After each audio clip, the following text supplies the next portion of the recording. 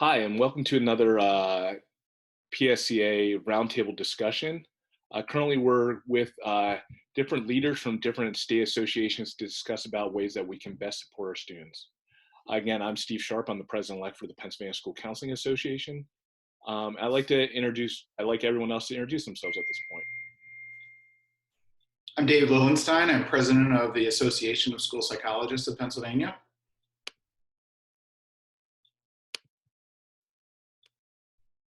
I'm Lori Kelly. I'm the president of the Pennsylvania Association of School Nurses and Practitioners.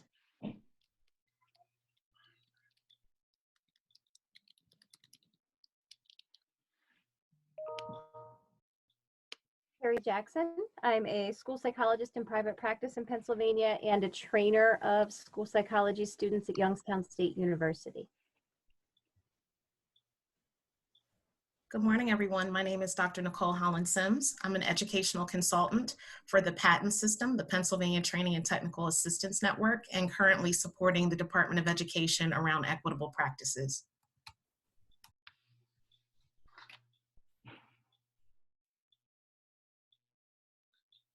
So we might have a few other people, at least my inbox and text messages are telling me that might join us over the next few minutes. But we really want to get started with the discussion. So taking a school-wide approach real quick, what are some of the concerns that we're feeling for our students right now? Or schools?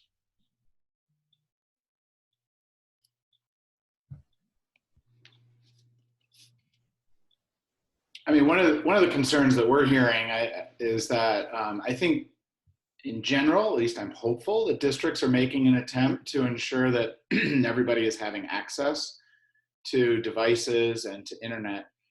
But I can't verify that every district is doing that. So obviously one of the concerns is, in this time of closure, does everybody have access, and does everybody have equal footing when it comes to education, especially if this moves on? I mean, 2 weeks worth of education being missed is different than 2 months worth of education being missed. And we very well may be looking at no more face-to-face education for the rest of the year. And some states are already doing that. And I think the writing is on the wall for us as well. So the concern is, how do we ensure that districts are going to the extreme to ensure that all of their students have a right to education at this time? Yeah, David, you're bringing up a really great talk. And one of our previous roundtables when we're discussing, I mean, the reality is that there are some parts of our state that it's not that they don't have Wi-Fi, they don't have internet access, right? Period. And so when we talk about it, in addition to that, like our parents going and sitting in the parking lot of a library or a McDonald's, is that equal access in addition to that? And there's a range of other concerns. So I definitely hear how just equal access to education is one thing. I also hear you saying a growing disparity when it comes to educational opportunity for our students. What are some of those other concerns that we are hearing or feeling out there? Well, I would say the flip side to it that I've also heard is if it's affecting 20% of the students or 10% of the students who don't have access, why are the other 80% not being able to have instruction?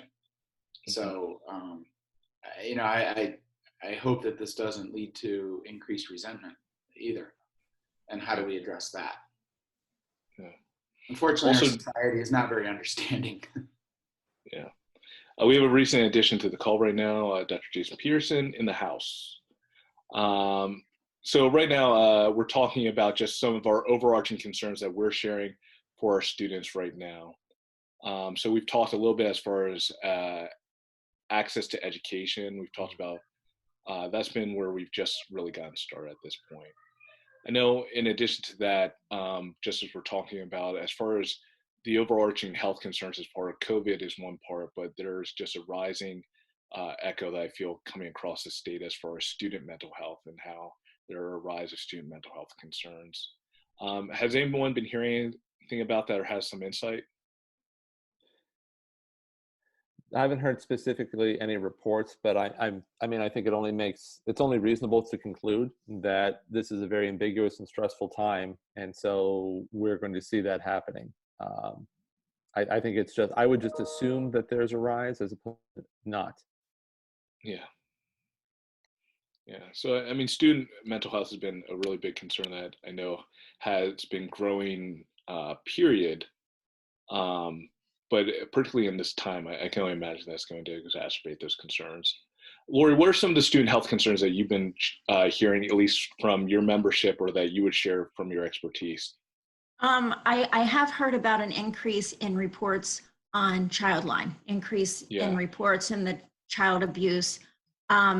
Another thing, we had a board meeting on Saturday. Many of the nurses are concerned about getting guidance from the health department on returning to school and how that will look and what will that look like. And hallways are crowded. You have one student with COVID cough and, you know, in the hall passway, and, you know, you're going to have hundreds of kids with it. So school nurses are concerned about getting appropriate guidance on returning to school.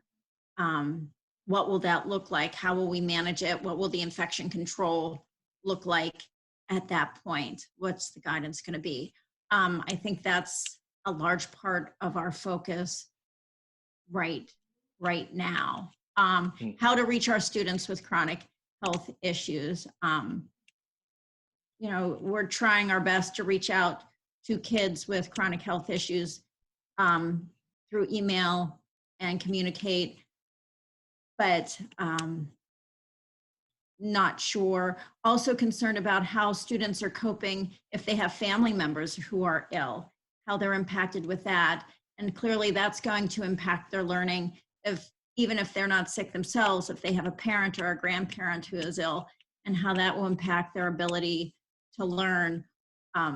Those are the huge concerns that we talked about at our meeting on Saturday. Yeah, I think those are real central concerns, I think, to be highlighted right now. And talking about balancing a student's mental health with supporting their families as they might become ill. I know that was a real central concern that I know Jason and I had been discussing earlier. And Jason, you were talking about kind of those grief concerns. You want to share a little bit about that? Yeah, one of the things and ways that I was sort of thinking about this and conceptualizing a lot of what our students are going to be experiencing is, students and families, frankly, is that I think this is going to be, for some, almost a grief process, in that right now they have lost contact with, they've lost school, they've lost contact with friends, they've lost activities that they were engaged in. You look at students in the high school, students that were playing sports, that this was their big senior year, boom, that's gone. Arts, all these different things have shut down. So, and then you see that as people become sick and become ill and potentially die, you're going to have more and more grief. I think this is just get compounded. In addition to the stress of just the situation period, I think there's actually, it's the stress and anxiety of it mixed with grief over the loss of normalcy globally for a lot of our students, and that's and students and families. And I do have a concern long term that's what we're going to be dealing with for a lot of these students, that students that may not have been at risk even prior, I think are now going to be experiencing risk. I think that it's foolish to think that this is only going to impact students that were struggling to begin with or had risk factors to begin with. I think that aspect of it is going to be more pervasive than even we're imagining it will be. Yeah. Well, and I also think the economic impact of all of this, we're going to have families who are no longer employed or are employed at a much lower salary, and the ripple effect that will have. And I'm not worried about the economy as much as right now I'm worried about what's the effect that that's going to have on our students. And you know, obviously when parents worry, kids worry. Yeah, you know, just as we're talking about that, as far as the ripple effects, just not a discussion I think I've had with any of you, but those ripple effects on the economy is the ripple effects on the economy. And last time we had a potential economic downturn like this, there were significant changes as far as the amount that schools were receiving in payment. We saw significant cuts. So I think the one question is, as we look to possible things like changes in school funding, like how can we as, I guess, as associations what are our priorities as far as supporting our membership through things like changes in school funding formulas and possibly staffing changes? This is a new curveball thrown at you right now. Yeah, thanks for that. You're Well, welcome. we've already seen a little bit of that in Philly, trying to cut the intern stipends, and you know, it's only the very tip, but I think you're going to start seeing some things like that.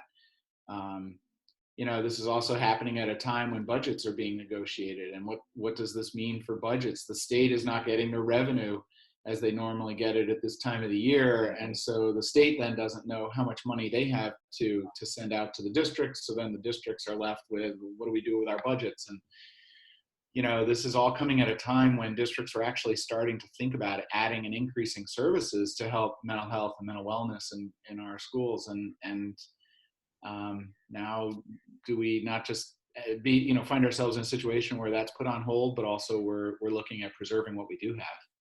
Yeah.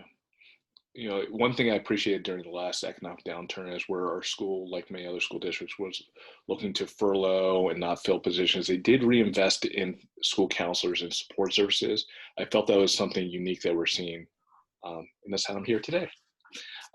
With that being said, you know, like we're talking about the funding issues, what are some other issues that we feel like need to be highlighted at this point as well? I hear students in the grief process. We've talked a little bit as far as the generalized mental health concerns. Are there any other concerns during the school closures that we want to highlight for students at this point? Steve, really quickly, I think it's important to also talk about, and we've discussed it in some part, the family aspect, the family and caregiver perspective. There are many families, I'm one of them, I know many of my colleagues as well, that have young children and are still expected to work. And so when you're trying to do that and balance that panacea of the work-life balance that we have found to know doesn't exist, and COVID-19 has proved that. When we talk about the increase, and I don't want to equate this, but when we consider child abuse or child line calls that we just heard about, this may be a survival mechanism for a lot of families when they're trying to discipline their students and may not have the skill set to know effective disciplinary practices. So it is a matter of, I have to work to provide for my family, and this young person is also needing my attention.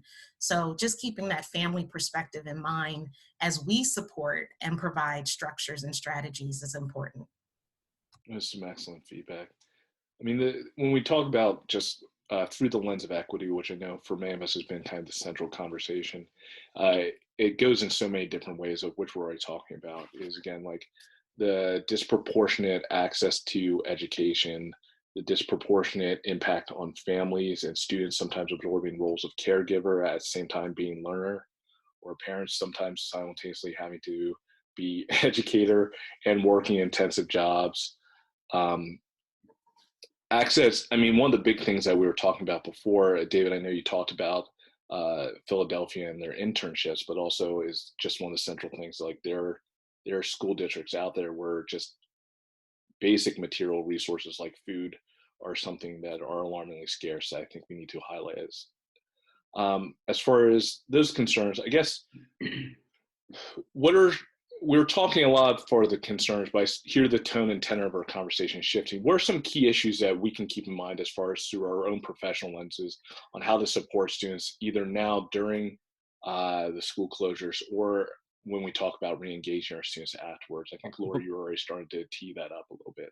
Just before you jump into that, something I want to bring up that's slightly different was actually, I've been hearing from folks out in Western PA that there's some school districts that are giving their staff specific advice not to have interactions with their students, like through this format, through Zoom, for example, for the reason that you might see something that you have to be a mandated reporter about. So they're specifically telling their staff not to reach out to families because you're a mandated reporter. And I thought, I confess when this was shared with me, well, I was stunned by it, because I thought, you are a mandated reporter. So why would you not? That shouldn't be a barrier to not providing support to students. And it sounds like in some places the advice they're being given is to not, because of fear of you then have to report something, which I find baffling. So I'm just throwing that into the mix. So I apologize, but I want to toss that out there. No, it is. Um, I think. Go ahead. I'm in the suburbs of Pittsburgh, and I haven't heard that from any of my nursing colleagues out here. Do you have any idea what districts those would have They been? were out in the Because South Hills. the South Hills. Yeah. I used to work in the South Hills, and I have a lot of colleagues out there. I know that there was one district, the district I used to work at, they weren't doing any distance learning, but they're in transition with superintendents, so I'm not sure if that's playing into it or not. I can reach out and to some of my colleagues in the South Hills and find out if that, Well, what they're doing in response to that. Yeah, well, my I hope think is that it just was a misunderstanding. I'll be yeah. honest. That was kind of my hope, was that they just misheard it and that was what it was, rather than, but I honestly, I don't know, I've been doing this a long time, and you know, when crisis situations come up or difficult things come up, administrators make very unusual decisions Well, at I think times. yeah, and I think you're really hitting the nail on the head, Jason. Is like there, as we know, like our school system here in Pennsylvania is dramatically different from one zip code to another. And really, that's where the consistency as far as recommendations and practices that we as state associations provide is the piece that becomes so powerful. And at the central part of that conversation, engaging with students, trying to make the student experience central, and in addition to that, student safety central. These are going to be continue to be the language that we continue to put forward all the time. So I really appreciate you bringing that up, just as a nice reminder to any of our listeners or viewers and the importance of continuing to focus on student safety, because again, it might put us at an emotionally risky place, but they're in real life risk. And that's a reality. So I really appreciate that. You know, Jason, I would actually have a count. You know, I would challenge that approach or that philosophy with, for those kids, and I'm going to borrow a little bit from my sister's district. My sister's a school psychologist in the Cincinnati area. There's a little district right in the heart of Cincinnati that is not part of Cincinnati, and what they've done is they've decided to divvy up all of the kids in their district so that every staff member has a number of students that they check in with. And so obviously classroom teachers have their classroom, but the support personnel, like the counselor, my sister is a school psychologist, the principal, what they've done is they've divvied up those kids that they've considered to be kind of high risk for the potential for domestic violence at home. And they've been asked to actually reach out increasingly to those kids, and to not necessarily put the teacher in that position, let the teacher focus on the academics, but their support staff are focusing on the whole person and making sure that they're safe. And if they have to call Child Protective Services in Ohio, then so be it. They do that. But you know, I actually think that rather than turning a blind eye, we should be reaching out even more so. Yeah, and I think it really gets down to it, like the stressors that lead to things like domestic violence and stuff like that. More often than not, those are real world stressors, and we understand even for us as like very competent professionals, I know I'm feeling those stressors right now myself, and so any chance that we do have to re-engage to support people through that process, that's absolutely something we want to do. So I want to thank you both. We have a recent addition to the. Steve, I was going to add to that. I think, you know, that's a message maybe we could send to our associations, that maybe we should be reaching out even more so to those students that you know are not able to be in school, to have an eye kept on them there.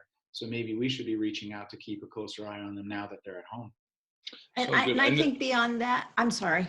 Yeah, no, what I was going to say is I know that we've already been working collaboratively on some unified tier practices, and I think that's a great piece to add into it. And we can even more formalize, hopefully, some of the language around that a little bit, but I think that's a great suggestion. I'm going to take a pause for 5 seconds to just give a quick shout out. We have another recent addition as far as our interdisciplinary work here. I'll let her introduce herself right now. From the social work crew. Hi. Hi. Hi, this is Micah Beeston. Can you hear me? Yes. Okay. Just want to make sure I'm using my AirPods. I wasn't sure if it was connected right. Yes, I'm from social work crew. I'm a social worker at Central Dawson School District. Happy to be here meeting with you guys again today. So right now we're just talking as far as student safety and supporting some students that might be at risk as far as things like possibly even abuse, but also I think this was also stemming out just a conversation of supporting the whole child. And so we have started to just kind of shift into, I think we're talking about right now, what are some of those practices that we think are key issues to support students throughout school closures or even afterwards? And so one thing that we're hearing is just the basic part of what I think we all do on this call well, which is connecting with students. And some of that may making recommendations to be more intentional, particularly to some more vulnerable students. I think that's a really great piece to highlight.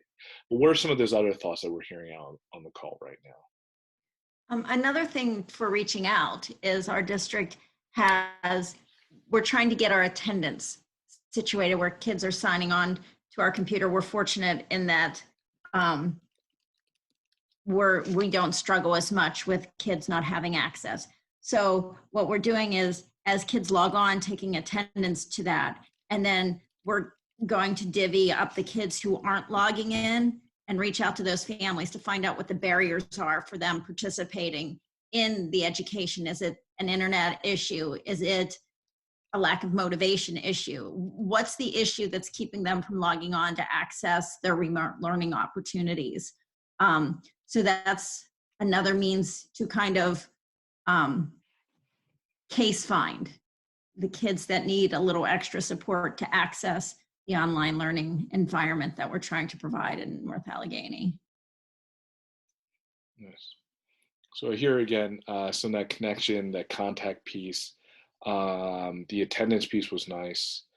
And then I know that we're talking about, again, just trying to take inventory for students as far as their access for material resources. What are some other pieces that we could be doing either in our own professions or in collaboration with each other to support students either during these school closures or afterwards?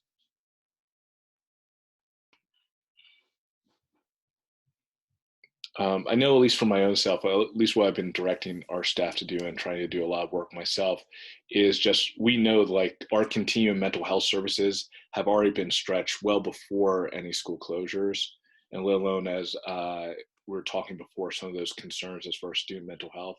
I am asking my staff, and I'm doing so as well, to do some new resource mapping to understand what services are available for students, what the referral process is, are they taking new clients, so we can understand how to plug students into appropriate services.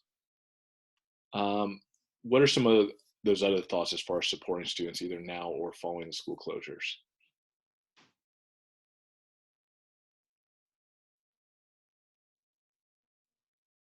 Well, I know we've been looking at with some of our, we have an SEL coach, and one of the things we've been looking at trying to figure out is how to push out activities that can be done as a group, almost taking students who are involved in a group and pushing out activities for them to sort of do collectively in a Zoom session like this. So nothing obviously necessarily therapeutic in nature, but more of a engagement, that kind of activity to try to work with folks with students to give them something to do where they're engaging in some sort of collaborative activity, even though it's virtually collaborative, but giving students that opportunity to be engaged, because we were working on these skills prior to that to try to pick up where we left off to try to do that. Because we view, even though this is not, you're not physically in the same space, this is an opportunity to really engage with some of the social piece of it and really try to work on some of those skill sets. So I think trying to be creative in how you do that is something we should be considering.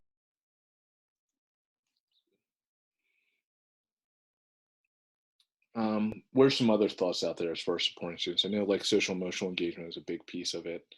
Are there any other pieces about it? I know that we haven't talked about explicitly, but what are some of those concerns as far as either students also experiencing trauma, for instance, or this collective trauma?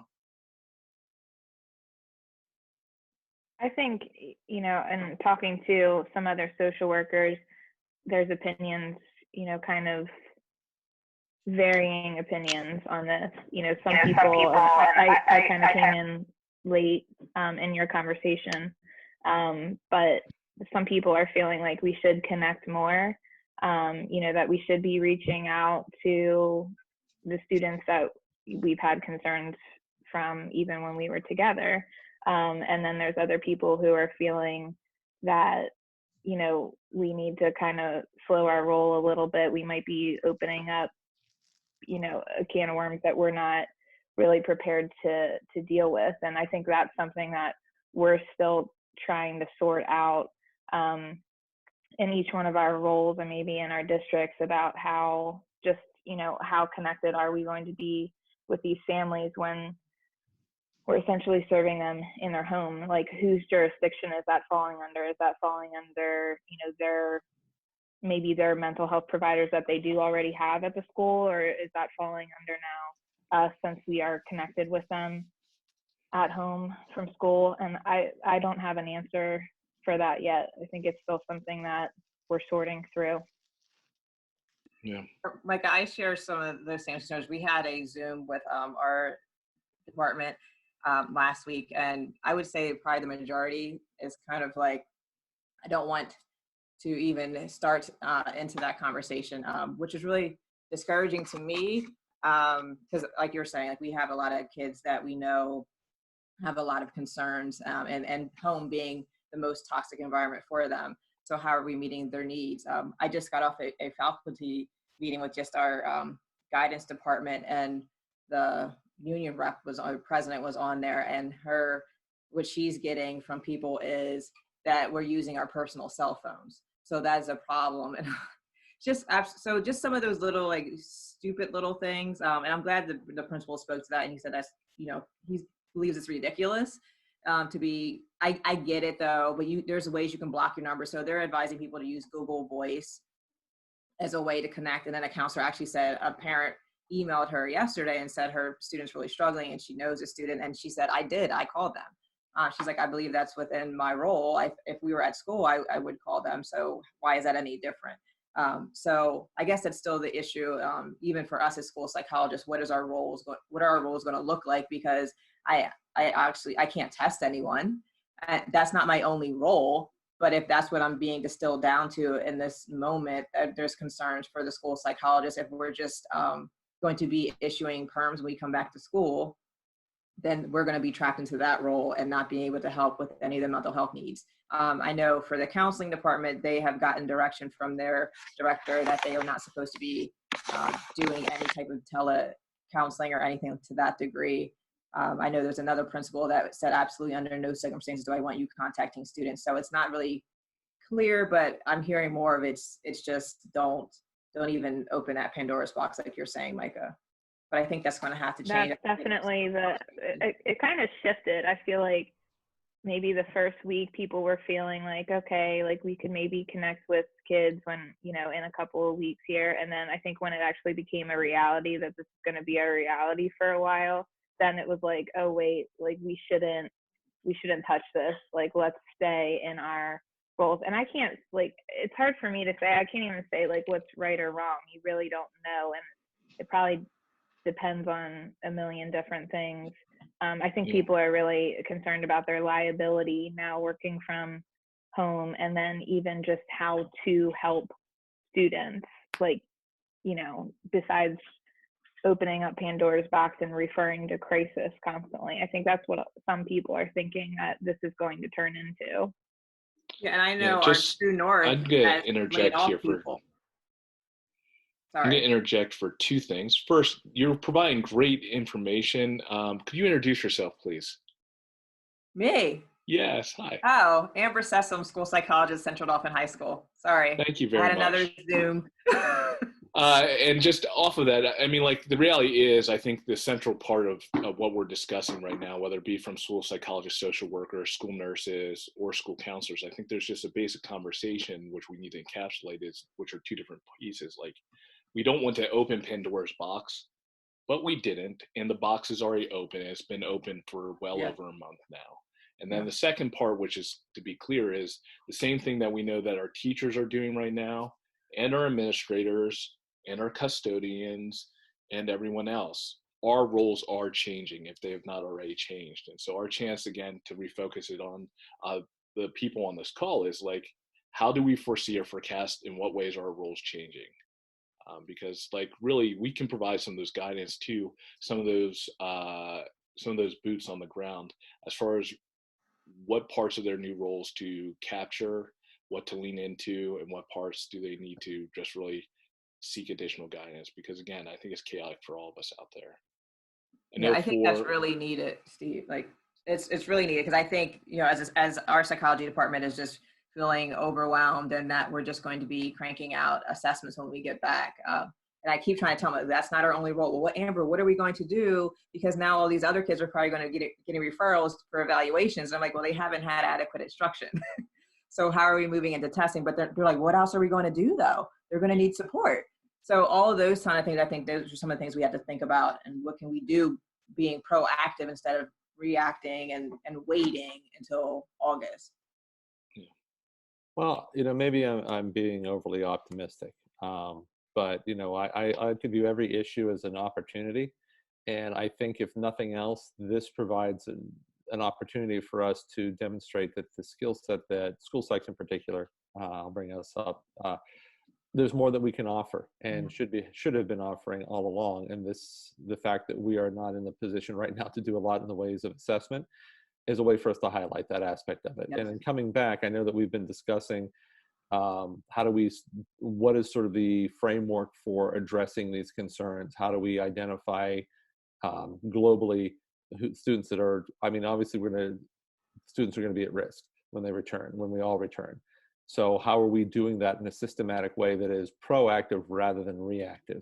And I think the MTSS framework gives us an opportunity to do that, and being sensitive to the fact that then this is the tricky part, is whatever the screening tool that is determined is not over/under identifying students who are at risk, because recognizing that will be a strain on the system as well is important. And as I think we discussed in a previous call, recognizing right now who are the students that you know are ready to be at risk, and spending time in this with the school counselors, school nurses, school social workers, school psychs, planning for, okay, what can we do with those individuals now, if anything, based on whatever you can do, and how do you advocate at your district level for that? And then upon the return, what are we prepared to do, and how are we planning for those students, so that way we can have action ready for the most at-risk students at that point. And then as we do the screening and other students are identified who have been struggling throughout this entire situation, then we're better prepared to be able to manage that. And how much are we pushing out to tier 1?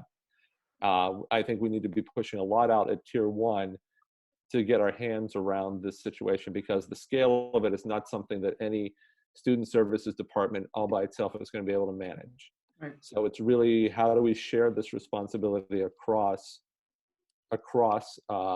departments to give everybody something they can do that helps to move the ball down the field a bit more for our students. Yeah. I want to, so some of the things that Jason was referencing, I know Amber and Nicole have been very helpful as far as discussing for students when they return through the walls of our doors, like some sort of re-engagement survey. We've been trying to sketch something out. A shout out to one of my colleagues, Lynette Huber. She had actually created just a questionnaire for our students during this continuing ed plan during enrichment, to just reach out to students. That's provided some good outreach as well. When students are coming back in, we've also talked about things like maybe doing a parent survey, maybe a month in rescreening, or in some separate conversations I've had with the Department of Ed, maybe doing some universal mental health screening at that point would be beneficial. We've also talked, again, as we were discussing before, resource mapping, because we understand like our school system, our continuum mental health system is rapidly changing. Just to circle back to some of this discussion though, one of those basic things that we can also do at tier 1, in addition to all the things that we've discussed before, is really have a time to reevaluate the processes within our own school teams and our own interdisciplinary teams, including SAP, because we know, again, continuing mental health services are already stretched, if not even taking new referrals at this point. And so with that, like, where do the walls start and end? We have students of need in front of us, and we have expertise, and we might be the only qualified professionals they're having any contact with. And I'll say, Steve, that we're hearing now in our district that, you know, True North has laid off people. So our kids are not even being serviced in that realm. And I thought that was still being handled like through telepsych, but I'm hearing that they've laid off some of their therapists. Setting. Yeah, so I think there is real need where we're going to be talking about how do we as associations best support the whole child, and provide guidance and real practical strategies on how to do so, to our membership, because we understand, like, it's not that the landscape is changing at this point. The landscape has already changed. We had talked before, and we'll highlight a couple of these other framework strategies. I was very fortunate enough to have a conversation with some people from Future Ed and some other lead researchers that will discuss this framework that I know that everyone has been really great as providing feedback, and then we'll try and make this overarching framework available throughout our associations to provide some structural guidance as far as this MTSS structure then, and at least some key points to do so. Are there any other practices that we feel like we'd like to highlight as far as supporting students either throughout school closures or particularly in that re-engagement when they come back through our walls? I mean, did anyone have a chance to listen to the Harrisburg superintendent today? I don't know, you might have already discussed that. I didn't have a chance, but I'll catch it at 7. No, shout out. No, I think it's really, yeah, I love what they're doing. They actually, well, our faculty has just said to parents, reach out if you don't have access. And what they did in Harrisburg is each teacher contacted each family individually, which I loved that approach more than, so now we're kind of just in this waiting period. Like, so we'll wait when we go live and see if kids don't log in, then, oh, there's probably a problem. So they're doing it ahead of time. They did it that way, and that their partnership with WITF, I haven't fully delved into it, but I know when I sent you guys something earlier and I said, oh, Heather Bennett said something about what if we use TV? Because usually people have access to TV. So it was just really amazing to see that they formed this partnership and they're allowing other districts to also do that as well. You're thinking, I know, Carrie, you talked about the more rural areas that don't even have access to broadband, but that could be an opportunity for them to engage. Because what I don't like, what I'm hearing is that the secretary is like, well, you can do what you want as a district. Like, it's up to you. So, you know, the more affluent districts and the ones that have more resources are going to be full steam ahead doing what they need to do. And then our other districts are going to be the ones struggling. And those are already the students that are already behind. So I'm hoping, and it seems like a positive thing and a positive partnership. So I'm hoping that it has some real success and can really keep those kids on target. Yeah. I know the one, it seems like there's innovative strategies, whether it be like using Muppets and PBIS or PBS or something, some things to really get excited about. Are there any other ideas as far as innovative strategies that we've heard or have thought about?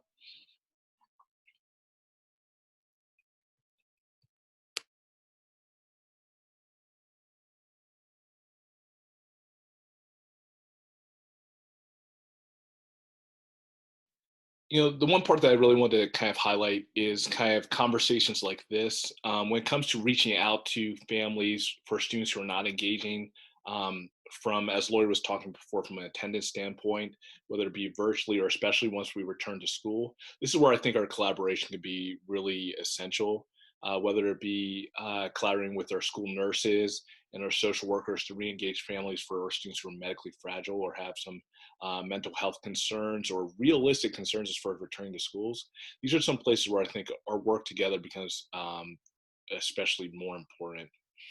Are there any other unique opportunities for collaboration? I know that we're talking as far as some of those child find duties as well that might be emerging.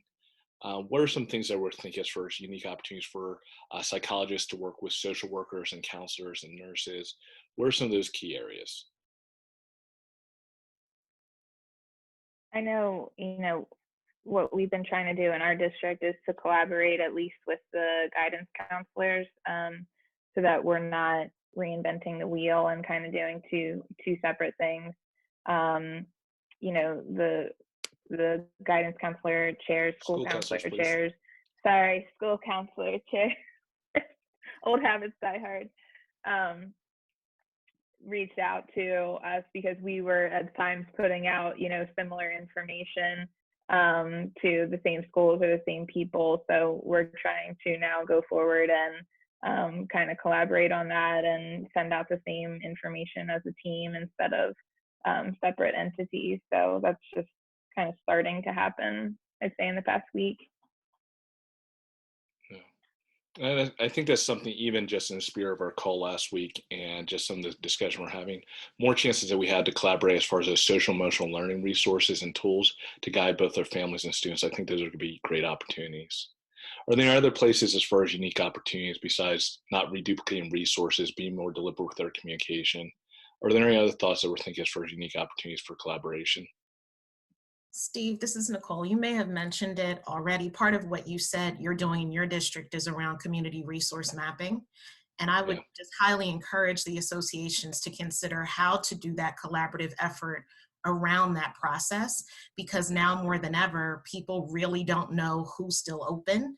Like we just heard about SAP potentially being an issue and agencies not having the ability to hire or keep people. So the services that folks have had may no longer exist at this point. And so maybe doing a refresh on those community resources would be extremely beneficial for families that really have no other way to go. Yeah. I know what I'd like to reach out again. We meet as a social work and counselor group at the IU, at our local IU, and they've been doing a great job of, putting out resources. And I'm wondering if, how much they've looked into the resources that they are sending out to people. I think that they have been doing a pretty good job of checking that out, but I'd like to kind of double check that and then potentially, send that out to the local districts that we collaborate with as, a foundation for that resource sharing and resource mapping.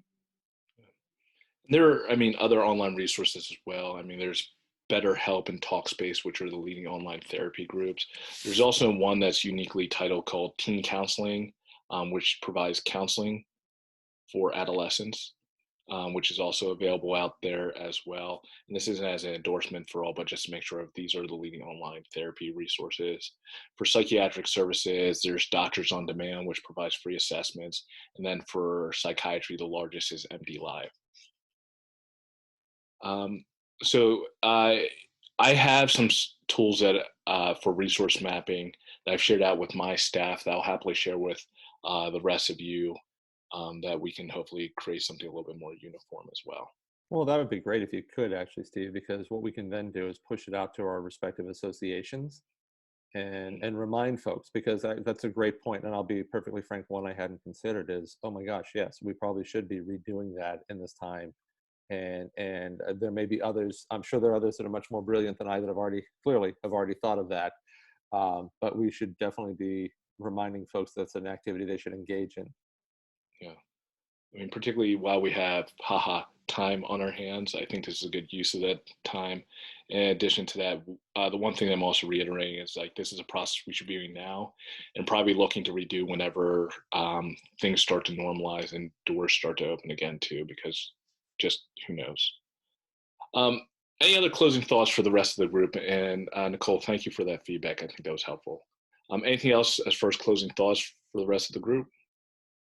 So I'm going to put Jason on the spot very briefly.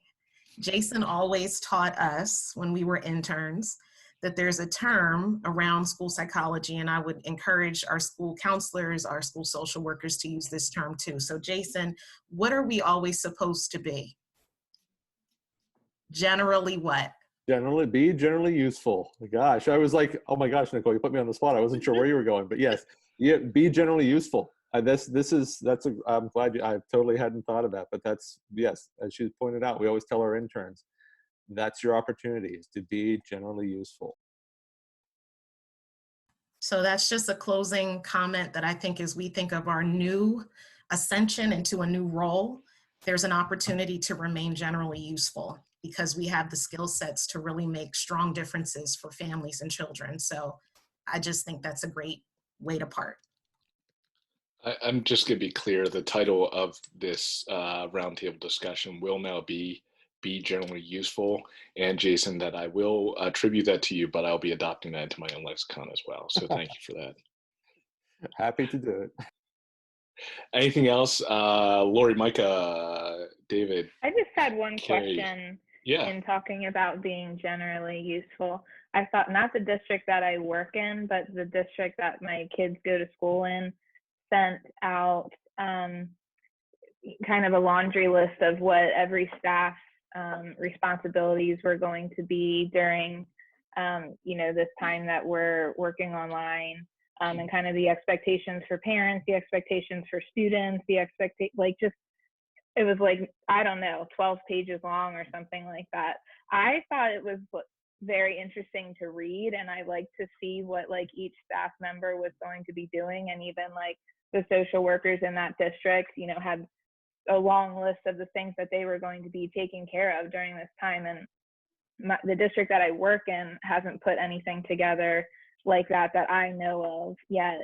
I was just wondering if there was any other districts that, their administration had put out communication like that, and that went out to all staff and all parents.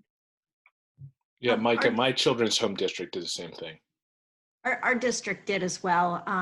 I think it was a little more compartmentalized where not everybody got the entire list, but the nurses got guidance, counselors got guidance, and the students, parents, everybody got a link to their own little guidance. I don't think it was all one document, but everybody did get a list of what they needed to be doing while they were off. Michael, we have that as in our building. And unfortunately, we were not on the list as school psychologists, but counselors, nurses, they all got guidance. I'm waiting to hear back from the special ed office, which in itself is problematic that we're housed under that department, nonetheless though. But in our individual building, we did get that feedback and expectations.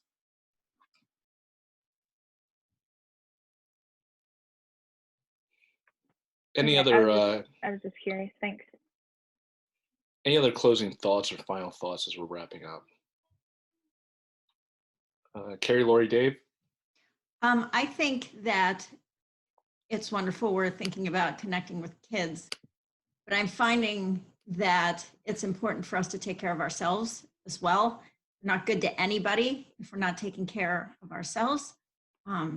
So I just want to throw that out there. I think that sometimes we are good at taking care of other people and not so good at taking care of ourselves. That's a great point. And I think that people should probably be mindful of the typical working hours and try to do that, because I've noticed that people are sending emails at 10:30, 11 p.m. at night or 4 in the morning when they wake up, all this. I already apologized. I already said I'm sorry, Jason. That's right. What else do you want? But it's a fair point, is that in the absence of that obvious structure that we all had a couple of weeks ago, people are just kind of doing this round the clock and burning themselves out. And I always use the analogy that it's like when you're on an airplane, the first thing they say when the air mask drops is you put yours on first and then you help someone else. And I think we need to remember to put that mask on. Otherwise, we're going to be no good to anyone. If you're incapacitated, then you're not going to be helpful. Yeah, and then just to pivot off of that for a second too, what we understand as far as the foundations, as far as social emotional learning, like if you look to the structure of CASTLE, is really providing that support and structure for the adults first. And so I think that is really a good chance for us as school leaders as well to provide those support structures and those foundations for social emotional learning for our colleagues and peers as well. Yeah, I know some districts have put out, how do you help structure your kids' day? Around this. So I think it could be helpful also if we're looking at how do we help staff structure their day. Because I know I told some staff they were like, I had to take an Ativan because I just realized that my home is now my work. But trying to, like you're saying, Jason, like put those structures in place. I typically would only respond during work hours or on the weekend. Like that is not it's off limits. So you have to create those parameters. But I think maybe we could be doing something like that, like helping people frame how do you function now that home is now work as well. We tell kids, have a set place where you do your work, all those things. So we could do some of that work too, as far as our staff and the people that are the helpers, and saying, here's how you keep yourself sane. Here's how you keep your things in place and keep your parameters and keep your boundaries. This conversation has been fantastic, and clearly there's going to be more conversation to come. To the people on this call, I'd like to have some time. Maybe we can reschedule an email for later on to continue to connect. But for right now, as we're just closing this out with each other, and for anyone who's listening right now, can we just whip around? What are some things that you're doing for your own self-care? Laura, you're really insightful for that. So can you start? Yeah, I'm cleaning everything in sight. I am doing my, that's how I manage stress. So I am almost done. I painted my basement. We're going to paint the garage floor. That's what I'm doing. Awesome. I've been cleaning a lot too, Lori. What keeps me de-stressed is organizing. I have a huge pile in my attic that I need to donate, and I don't know when I'll be able to do that, but just organizing, keeping my kids on a schedule, which has been really helpful. It's been really good to have that family time. So I'm looking at it as a gift, just to connect and reconnect with the family. Yeah, I'll piggyback off of you, Amber. That's something that I've found, years ago that alleviates my stress level and my anxiety is keeping a schedule and keeping kind of a general plan for the week. So even though things are, looking much different than they were a few weeks ago, I'm still, on Sunday getting my calendar together for the whole week and even my meal plans and what time I'm due to be on my Zoom meetings each week. And it just makes me feel like there's more structure and doesn't make me feel so out of control. I mean, I've been basically following the same work schedule. I get up on my computer at 8. I turn off my computer at 4:30, and have been taking my dog on a walk. I'm listening to music. That's the thing that I love. I sadly, my house is probably not nearly as clean. So, if Amber and Lori, if you want to come by, that's fine. 6 feet away. I'm happy. I'll go hang out in the basement. Have at it. You can have the rest of the house. But no, so I've been basically trying to do that. And frankly, I have been in the evenings scheduling times to talk to people that I haven't talked to in a while, and really reaching out to folks that I haven't engaged with. So I actually started with our intern list, and I've been reaching out and calling former interns and people I haven't seen in ages just to say, how are you? What's going on? Because I just feel the need for that connection. So. Fantastic. David Carey? Yeah, I'm trying to stick to a schedule, have designated times where I work, and then when I'm not, I leave the computer somewhere where I can't see it, and get outside every day, go for a walk, trying to read.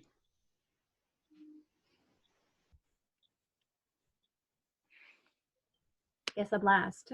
So more yoga than normal every day, taking the two-year-old outside to walk, and then not really focusing on inside the house, but ordering seeds for the garden and getting all of that stuff in order to plan for the future and kind of look past what we're dealing with right now. So work is pretty much the same, except classes are online now instead of in person, but other than that, it's business as usual that way. So Exercise, that's key. Actually, I'm glad you brought that up, Carrie. I was joking that I've been exercising more since this than I had prior. So I'm hoping I'll be jacked by the end of this lockdown.